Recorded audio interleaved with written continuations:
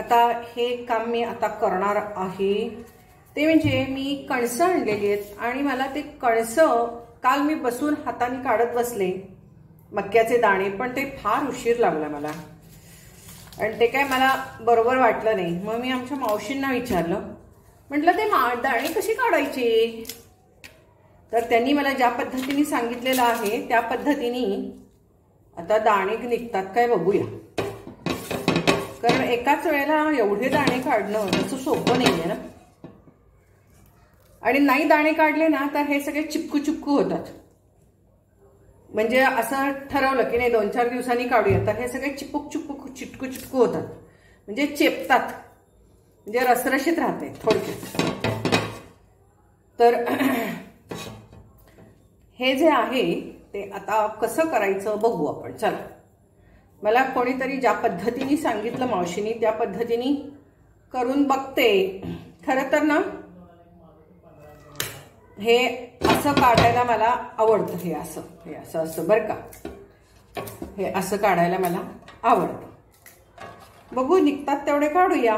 पटापटा निघायला लागलेत आता याचे. तर आता बघूया किती निघतायत. हे याचे निघायला लागलेत तर हे असे आपण काढू शकतो थोडे थोडे, होय की नाही? पण नाही इतके इझिली निघत नाही आहेत. बघू आता कसे ह्याचे थोडेसे काढून बघू. हे बघा, पण इतकं इझिली काही हे निघायला लागले. बरं ठीक आहे, चला. पण मावशीने सांगितले त्याप्रमाणे काढून बघूया की. तेही काढून बघणं जर सोपं असेल तर हे एक एक दाणा कधी काढत बसायचा. तर मावशी काय म्हणल्या की चाकूनी अगदी आतपासून हे असं काढायचं म्हणे. बघूया काय येते, चांगलं येते काय. अगदी आतपासून असं काढायचं. हो, काय फारसं सक्सेसफुल नाहीये. अख्खं निघत नाहीये. म्हणजे हे अख्खं नाही निघत आहे असं. नाही निघतंय, चांगलं निघतंय काय. ठीक आहे, अगदीच हाताने काढत बसण्यापेक्षा हे जरा फास्ट होतंय काम, असा त्याचा अर्थ आहे. मला हे भाजून कणीस खाल्लं का नाही तुम्हाला सांगते. आपण त्याला लिंबू मीठ लावून खातो, भाजून कणीस खातो तेव्हा. आणि मग त्यामुळे टाळू आणि जीभ सोलते. काय तर माझंच असं होतं का सगळ्यांचं होतं मला काय माहित नाही, पण टाळू आणि जीभ सोलते आणि मग ते खाण्याची मजा येत नाही. तर आता मी ह्याचं काय करणार आहे, ही उसळ करणार आहे आणि मस्तपैकी त्याच्या आपण कांदा टोमॅटो घालून फोडणी बिडणी घालून थोडंसं गरम करूया आणि खाऊया. बघूया कसं लागते ते. हे बघा, ठीक आहे, हे जास्त बरं आहे एक एक काढण्यापेक्षा. कारण एक एक काढणं तसं प्रॅक्टिकली नाही सोपं. ठीक आहे, हे तुकडे तुकडे काही छान होत नाही आहेत पण ठीक आहे. चला,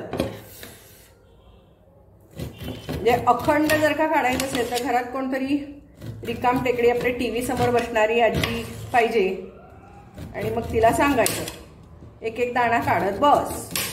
पण काय होतं, नखात जाते ते, त्यामुळे ते काढायला नको वाटायला लागले. तर तसा हा 1-2 मिनिटातच मी मस्तपैकी हे बघा एवढे दाणे काढलेले आहेत. तर चला आपण आता याची उसळ करून खाऊया. आता पूर्वी सुद्धा तुम्हाला उसळ दाखवलेली, त्यामुळे उसळ काही दाखवत नाही. पण याचं सूप करायचं सुद्धा डोक्यात आहे मला आज.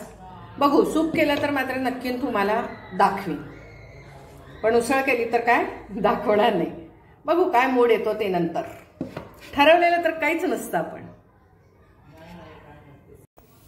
चला, सर्वांना उसळच हवी आहे.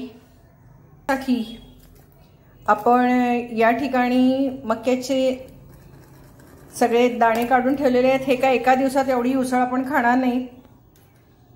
आता सगळं उकडून ठेवणार आहोत. हळद टाकली मी त्याच्यात रंग यायला, मीठही टाकलेलं आहे.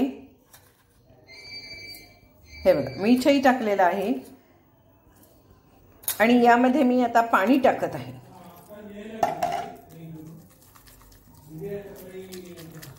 हे आता पाणी टाकलेलं आहे याच्यामध्ये मी. इथे मी कुकर ठेवलेला आहे. कुकरामध्ये खाली पाणी घातलेलं आहे. या ठिकाणी लिंबू पण टाकलेला आहे, म्हणजे खालचा कुकर नेहमी स्वच्छ राहतो. आता आपण कुकरचं झाकण लावू आणि 1-2 शिट्ट्या तरी करू. 2-3 चालतील, 3 मारूया. 3 शिट्ट्या करूया आणि तोपर्यंत इकडे आपण उसळीची बाकीची तयारी करून घेऊया. चला 4 शिट्ट्या केलेल्या आहेत, अजूनही शिट्टी उतरायची आहे. तोपर्यंत आपण कांदा, टोमॅटो आणि कोथिंबीर याची तयारी केलेली आहे. मक्याची उसळ करून खाऊया. मस्त मस्त. आता तुम्हाला मुद्दाम हा व्हिडिओ दाखवायचा म्हणजे माहितीये का, सगळीकडे मक्याची कणसं यायला लागलीत. मग आपल्याला वाटतं की तो भुट्टा जो भाजून खायचा त्यातच फार मज्जा आहे असं वाटतं.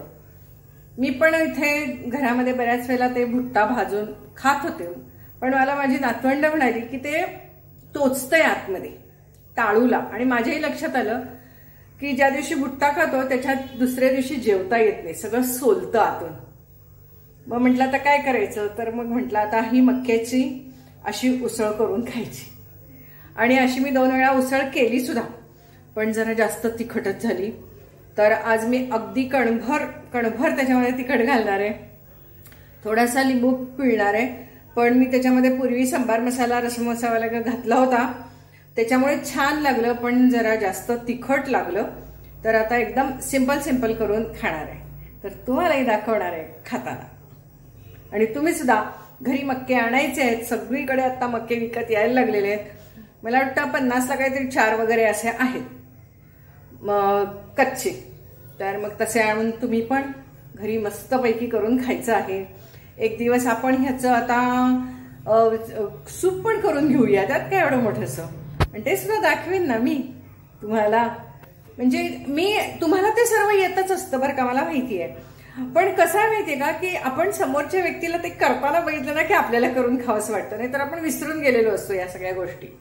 म्हणून मी तुम्हाला दाखवत असते. मला कोणी म्हणतो तुम्ही काही नवीन दाखवता. आम्ही म्हटलं नवीन काही मी दाखवत नाही, आहे तेच आपण जे घरामध्ये बसून खातो पितो तेच दाखवते. फक्त आपण बऱ्याच गोष्टी विसरलेल्या असतो. आणि समोरच्या घरामध्ये एखाद्या दिवशी एखादी वस्तू खायला केली की आपल्या लक्षात येतं अरे आपणही करून खाऊया ना, असं वाटतं आपल्याला. तर ते विसरलेलो असतो आपण, बाकी काही नाही. तर आता मक्याची उसळ तुम्ही सुद्धा मस्त फर्स्ट क्लास करून खा, स्वस्त आणि मस्त. कुकर आता उतरलेला आहे. कुकरातून आपण भांडं बाहेर काढतोय. हे पहा, आणि इतकं मस्त शिजलेलं आहे. तर हे पाणी वाया घालवायचं नाही आपल्याला, तर ते आपल्याला सूपसाठी घ्यायचं आहे. तर आता हा मी असा झारा घेतलेला आहे आणि यानं आपल्याला हवं तेवढं आत्ता मी घेणार आहे. आपल्याला किती खायचं आहे तेवढंच आत्ता घेणार आहे.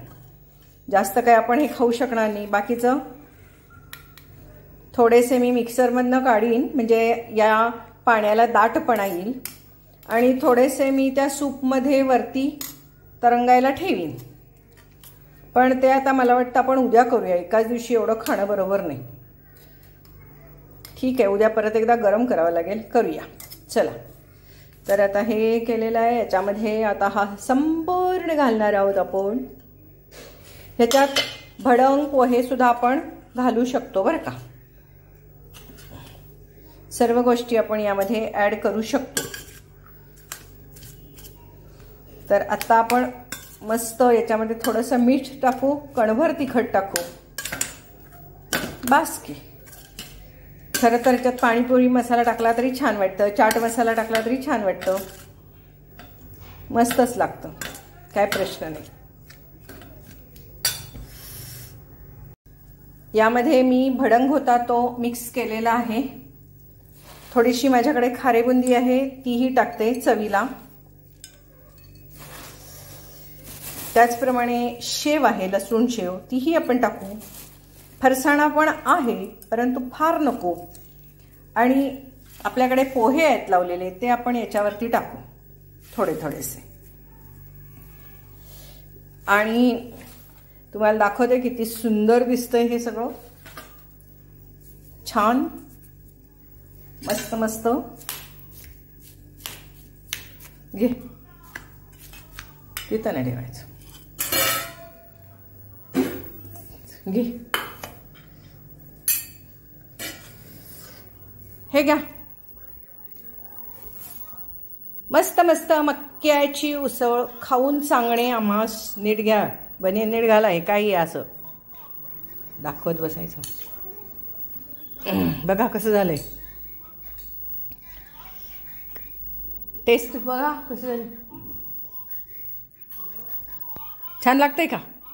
चला आता मी पण खाते. चे वाजलेले आहेत 8 आणि आम्ही आता संध्याकाळचं खाणं खात आहोत. मग तुम्ही मला विचाराल की मग तुम्ही रात्री जेवणार कधी? आता हे खाल्ल्यावर काय अर्धी चपाती कमी खायची, काय त्याच्यात एवढं मोठंसं, हो की नाही? चला आता मी पण खाते मस्तपैकी. चला आता मी पण हे मक्याची उसळ कम दडपे पोहे कम भडंग कम भेळ असं हे कॉम्बिनेशन आहे. तुम्ही याला भडंग सुद्धा म्हणू शकता. आणि फरसाण घातलं तर काय आणि सुंदर लागेल. पण असू दे, किती सुंदर सुंदर करून खायचं, त्याला काय आहे का नाही. रात्री 8 वाजलेत आता. हे एवढं भरून खाल्लं की काय जेवण जाणार की आपण 9:30ला जेवणार आहोत. अर्धी चपाती कमी खाऊया, काय त्याच्यात एवढं मोठं. टॉप टॉप करून खा तुम्ही पण, फारच मस्त झालेलं आहे. आणि याच्यापेक्षा काही आणि नवीन सुचला व्हेरिएशन तर मला सांगा, मी ते करून खाईन आणि पुन्हा दाखवेन तुम्हाला कसं करायचं. कांदा, टोमॅटो, कोथिंबीर, पुन्हा खारे बुंदी, लसूण शेव एवढं असल्यावर का वाईट लागेल हो. आणि आपले लावलेले पोहे फेमस बघा, दडप्या पोह्यासारखं दिसायला लागले, अतिशय सुंदर. चला मी आज याला दडपे पोहेच म्हणेन. मक्याची उसळ घालून दडपे पोहे.